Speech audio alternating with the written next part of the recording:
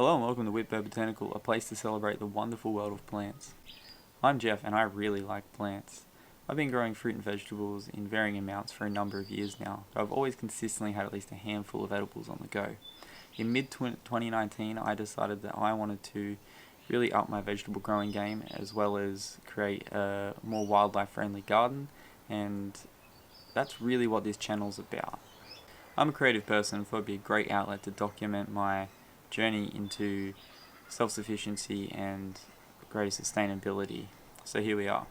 My background experience with plants. I'm a keen bushwalker, amateur botanical photographer and bush carer. I also have professional experience working in conservation where I did a lot of revegetation and regeneration work for a little over 3 years. I've recently started a new job in a retail nursery where I continue to harbour my love for plants and growing vegetables.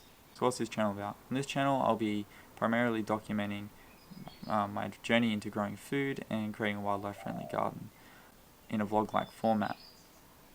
I hope to sprinkle in some informative videos about more specific topics within those areas, as well as conservation more broadly.